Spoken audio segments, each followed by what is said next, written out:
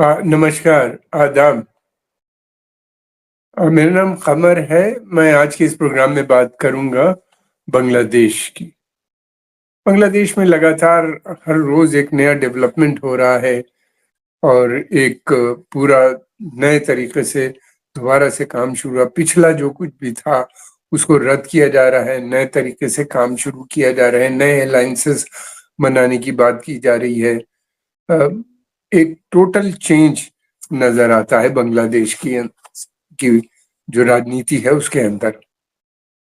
हाल में ही हमने देखा अभी कि जमात इस्लामी जो है पाकिस्तान की सबसे बड़ी इस्लामिस्ट पार्टी है, जिसके ऊपर बैन लगा दिया था शेख हसीना की गवर्नमेंट ने। और बैन इसलिए लगाया था कि वो सेकुलर नहीं थी, और दूसरी बात ये थी कि उसका सरकार का मानना ये था कि वो आतंकवादी गतिविधियों से जुड़ी हुई थी, यानी टेररिस्ट के साथ उसके संबंध थे।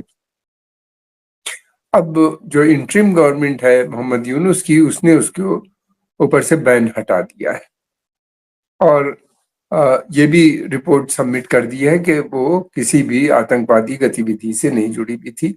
तो अब जमात इस्लामी, फिर उसके जो और दूसरे वो हैं ऑर्गेनाइजेशन, छात्र शिविर और बहुत सी ऑर्गेनाइजेशन हैं उनसे जुड़ी हुई, अब वो सब दोबारा से एक्टिव हो सकती हैं, दोबारा से पॉलिटिकल पार्टी की तरह पार्टिसिपेट कर सकती हैं और इलेक्शन भी लड़ेंगे। आने वाले वक्त में इलेक्शन भी लड़ेंगे।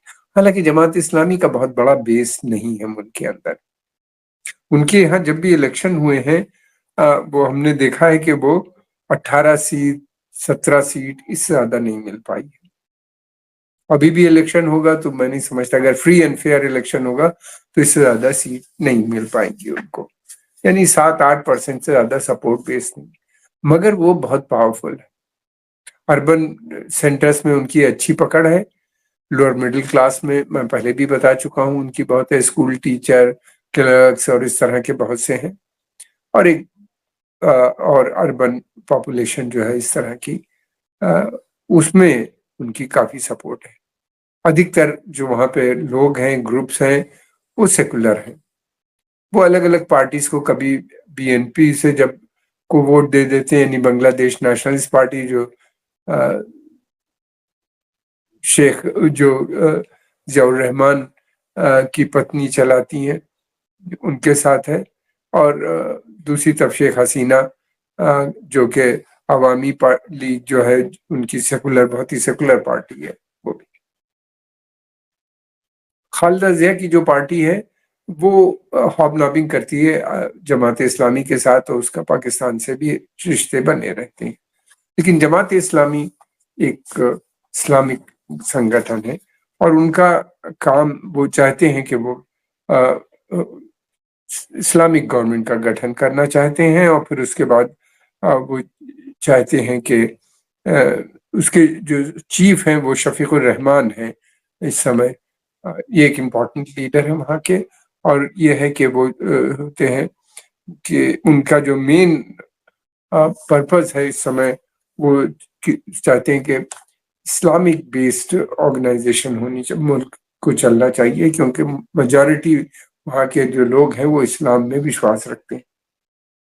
हालांकि अधिकतर लोग इनकी जो विचारधारा है उससे सहमत नहीं रखते, मैंने पहले भी बताया। फिर उसके बाद ये भी है कि अब वो उनका जो कई चीजें हैं, वो एक तो पहली बात तो ये चाहते हैं कि शरिया ला नाफिज होना चाहिए, लगना चाहिए।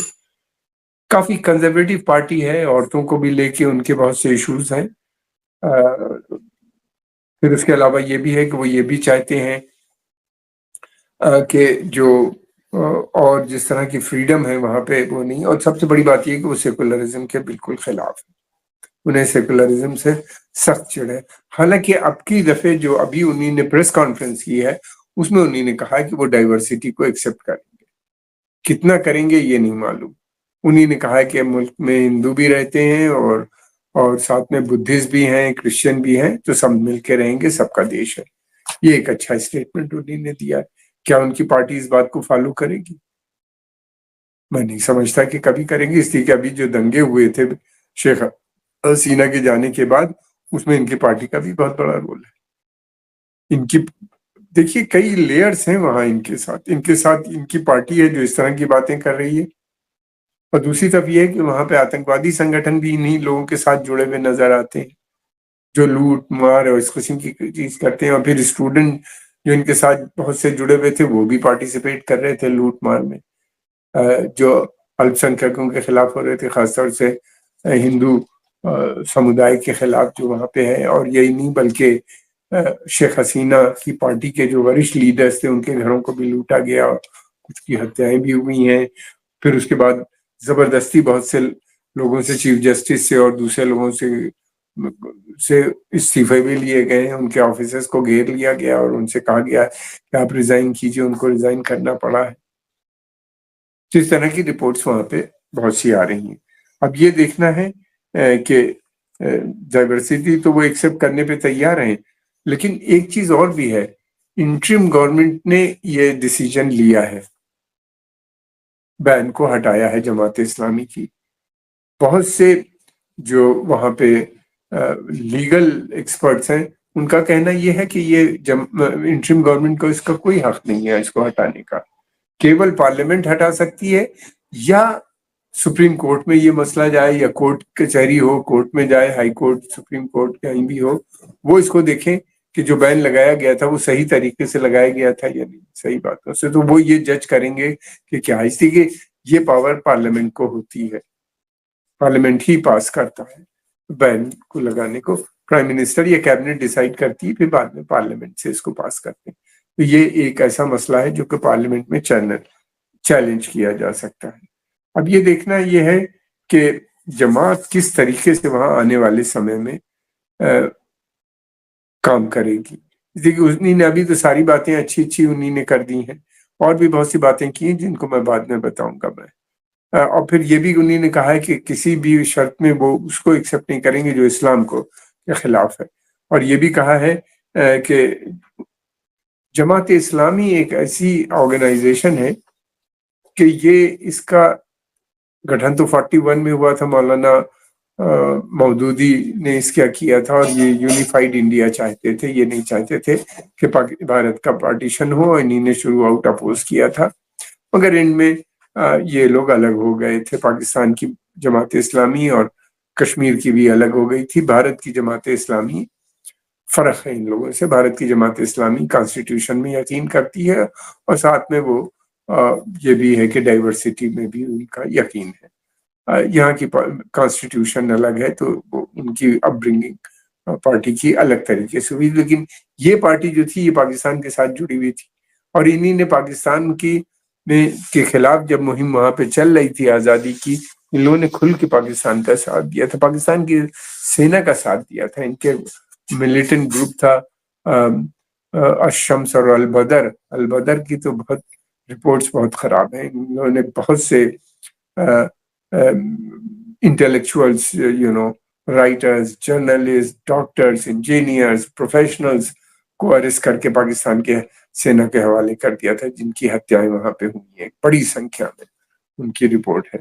پھر اس کے بعد یہ بھی ہے کہ انہی نے ریپ میں بھی انوالومنٹ نظر آتا ہے، ان لوگوں کا بہت سی عورتوں کا وہاں پہ ریپ ہوا، ان میں سے ادھکتر بہت بڑی سنکھیا میں جو عورتیں تھیں وہ الپ سنکھیک سماج کی بھی تھی، اس طریقے سے ان کے ساتھ ہوا، ان کی پراپرٹیز کو بھی جلایا گیا جیسے اب کی ہوا، اب کی پراپرٹیز کو جلایا گیا اور اٹیک بھی ہوا، اور اس طرح کی خبریں بھی آ رہی ہیں دوبارہ سے۔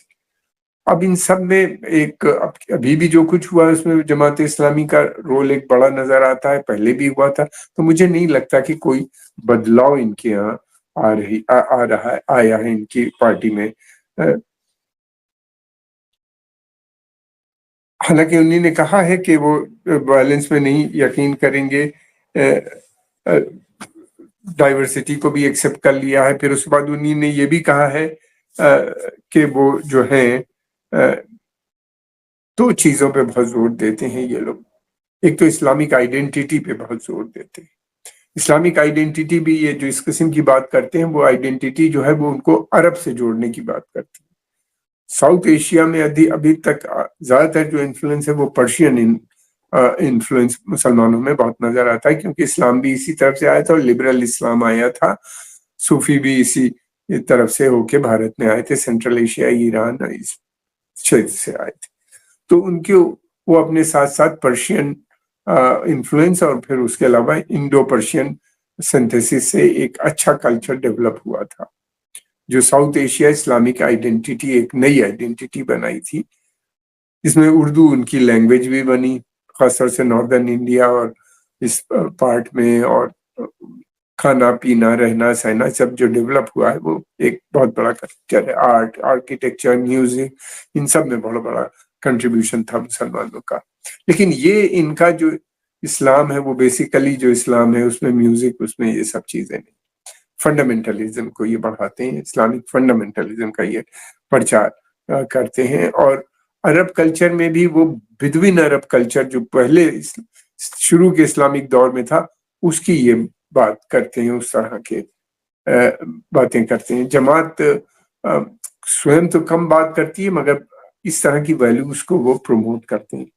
عورتوں کے رائٹ کے بارے میں زیادہ بات نہیں کرتے، کہتے تو کہ ہم رائٹس دیں گے لیکن بہت لمیٹڈ رائٹس ہوتے ہیں ان نے جو عورتوں کو دیے. اب یہ ہے کہ یہ نئی پارٹی بنی ہے، ان کے جو چیف ہیں انہی نے پریس کانفرنس کر کے ایڈریس کیا. اس پریس کانفرنس میں یہ بھی کہا کہ جو ہے جماعت اسلامی کی کوشش ہوگی کہ چائنا اور امریکہ سے اچھے سمبند بنانے کی، اور اسپیشل ریلیشن شپ پاکستان سے، یعنی پھر سے وہی انہی نے راج شروع کر دیا کہ پاکستان سے راجنیتی کو جوڑنے کی. یہ ایک پریشر گروپ کی طرح ایکٹ کرتا ہے. یہ ہے ان کے ساتھ ملیٹنٹ ہے تو بہت پاورفل پریشر گروپ بن جاتا ہے بنگلہ دیش کے اندر اور پاکستان کے بھی اندر ان کو ہے. اب اس سمے بنگلہ دیش کی جو سینا ہے وہ بھی، اس کا بھی جھکاؤ اسلامک راجنیتی، اسی راجنیتی کی طرف نظر آتا ہے، اور وہ بھی اسی طرح کی باتیں کر رہے ہیں. اور انہی نے بھی بہت سے اپوائنٹمنٹس کیے تھے شیخ حسینہ کو ہٹانے کے بعد، اس سب میں جو لوگوں کو اپوائنٹ کیا خاص طور سے سینا کے اندر وہ پرو جماعت ٹائپ کے ایلیمنٹ تھے. ان کے ساتھ یہ اپنے لوگوں کا اپوائنٹمنٹ کرانے میں بہت سکشم رہتے ہیں اونچی اونچی پوزیشنز پہ، خاص طور سے جوڈیشری، میڈیا، اس پہ ان کا بہت دھیان رہتا ہے. ان کا مین پرپز یہ رہتا ہے اس کے تھرو آپ اب ایک کلچر کو پروموٹ کرنا، اپنے اس کے تھرو وہ اپنی آئیڈیالوجی کو پروموٹ کرنا. تو اس طرح سے ان کا انفلوئنس بہت ہو جاتا ہے. ان کی سیٹیں کم رہتی ہیں، لوگ ان کو زیادہ ووٹ نہیں دیتے، ان کی آئیڈیالوجی سے بھی سہمت نہیں ہوتے. مگر یہ دھیرے دھیرے ان کا طریقہ یہ ہوتا ہے کہ انسٹیٹیوشنز کو کے اوپر قبضہ کرنا اور اس کے تھرو راجنیتی کرنا. یہ ہم نے پاکستان میں بھی دیکھا کہ سینا اور پھر جوڈیشری اور دوسرے انسٹیٹیوشنز پہ ان کا اسی طرح اسی ماڈل پہ یہ وہاں بھی کام کرتے ہیں. اب یہ دیکھنا ہے، انہوں نے یہ بھی کہا ہے ساتھ میں کہ وہ بھارت سے اچھے ریلیشن چاہتے ہیں، لیکن برابری کے ہونے چاہیے، انٹرفیئرنس نہیں ہونا چاہیے. ان کا اب کیا ہوگا؟ امریکہ چاہتا ہے کہ بنگلہ دیش پوری طریقے سے اس کے ساتھ کھڑا ہو، اور وہ بنگلہ دیش جو ہے وہ جو ہے وہ انڈو پیسیفک چھیتر میں کوآپریٹ کرے، کوارڈ کو جوائن کرے، یعنی ایک الائنس جو بنا ہے جس میں انڈیا، آسٹریلیا، جاپان اور امریکہ ہے، اس کو جوائن کرے اور چائنا کی وستار وادی نیتی کے خلاف کام کرے. ہم سب جانتے ہیں کہ اس پورے ایپیسوڈ میں جو بنگلہ دیش میں پچھلے سمے ہوا ہے اس میں امریکہ کا بہت بڑا رول نظر آتا ہے. امریکہ نے پاکستان کے تھرو کیا تھا، جماعت اور ان کے کیڈر کے تھرو وہاں پہ جو ڈیمانسٹریشنز ہوئے تھے اس میں ان لوگوں کا بڑا رول تھا. کس طرح بنگلہ دیش جائے گا یہ تو آنے والا سمے بتائے گا. اور یہ بھی ہے کہ یہ بھارت کے ساتھ کیسے سمبند، مجھے نہیں لگتا کہ ان کی کوئی بھی کوشش، ان کی پوری کوشش یہ ہوگی کہ بھارت کے ساتھ اچھے سمبند نہ ہوں. حالانکہ کہا ضرور ہے لیکن ان کی جو راجنیتی ہے اس سے امید نظر نہیں آتی، اور پاکستان کی طرف یہ ٹلٹ کر دیں گے آنے والے سمے میں. آنے والے سمے میں بھارت کے لیے ایک بڑی مشکل بھی ہو سکتی ہے، اس لیے کہ میں نے پہلے بھی کہا کئی لیئرز ہیں، جماعت ہے تو ملیٹنٹ ہیں، آتنکوادی سنگھٹن ہوتی جیسے ہیں. اور مجھے لگتا ہے کہ آنے والے سمے میں پاکستان کی جو نیتی ہوگی وہ نارتھ ایسٹ ایریا کے اندر اور بنگال کے اندر آتنکوادی گتی ویدیوں کو بڑھانے کی. ایک طرف کشمیر تو دوسری طرف یہ، کیونکہ کشمیر کے اندر امن شانتی بڑھ رہی ہے تو وہ اب چاہتے ہیں کہ دونوں طرف ہو جائے. یہ ان کا بیسک ایجنڈا پاکستان کا. یہ کوئی نیا نہیں ہے، بہت سمے سے وہ سب چیزوں کے لیے بات کرتے رہے ہیں. اب یہ دیکھنا ہے کہ یہ کس طریقے سے آنے والے سمے میں اپنا ورچسو بڑھانے کی کوشش کرتے ہیں. طریقہ ان کا یہی رہا ہے، ہمیشہ سے یہ اسی طرح سے رہے.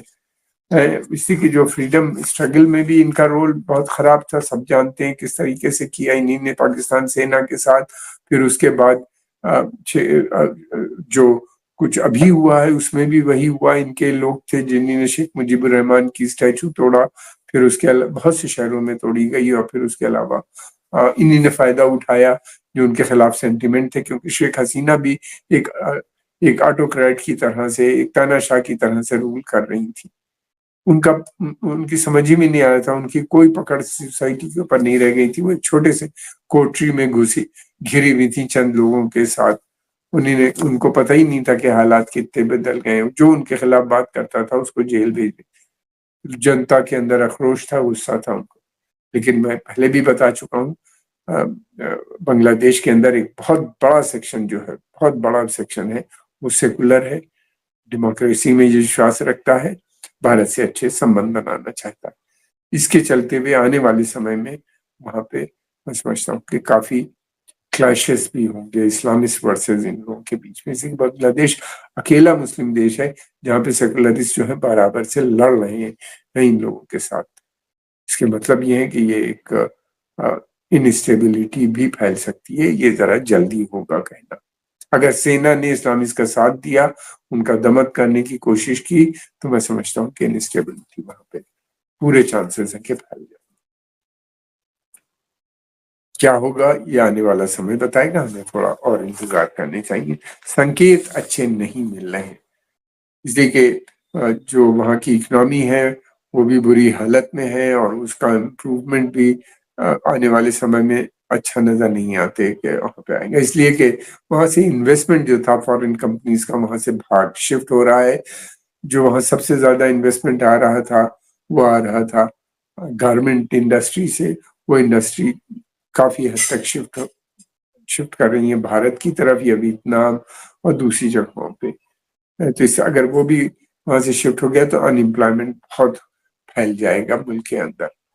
ان امپلائمنٹ پھیلنے کی وجہ سے ہی رائٹس شروع ہوئے تھے، اسٹوڈنٹ ایجیٹیشن ہوا تھا، وہ دوبارہ سے ہو جائے گا وہاں پہ. اس لیے کہ جو اس دفعہ جن لوگوں نے رائٹ کیے تھے، ایجیٹیشن شروع کیا تھا، وہ تو سرکار انٹرم سرکار کے ساتھ انہی نے گٹھن کر لیا. وہ اپنی پارٹی بنانے کی بات کر رہے ہیں، مگر یہ ہے کہ جو کچھ انہی نے سپورٹ گین کی ہے، اگر وہ ڈیلیور نہیں کر پائے گی انٹرم گورنمنٹ تو وہ جلدی ہی ان کی سپورٹ بیس ہٹ جائے گی. اور پھر اس کے علاوہ یہ کہ وہاں پہ سیکولر گروپس اس جگہ کو، اس اپوزیشن کو کیپچر کرنے کی کوشش کر رہے ہیں. یہ جنرل سچویشن میں نے بتائی، ایسا ہی ہوتا ہے تمام. بنگلہ دیش اس سے کوئی الگ نہیں ہے. ہم آپ کے آبھاری ہیں، اپنے سمے نکال کے اس کو دیکھا. اگر آپ کو پسند آیا تو اس کو لائک کیجئے، سبسکرائب کیجئے، اور ہم آپ سے اپیل کرتے ہیں کہ اس کو آگے بھی لوگوں میں بھیجیے، پروموٹ کیجئے. کمنٹ باکس میں اپنے کمنٹ ضرور لکھیے. آپ کا بہت بہت دھنیہ واد.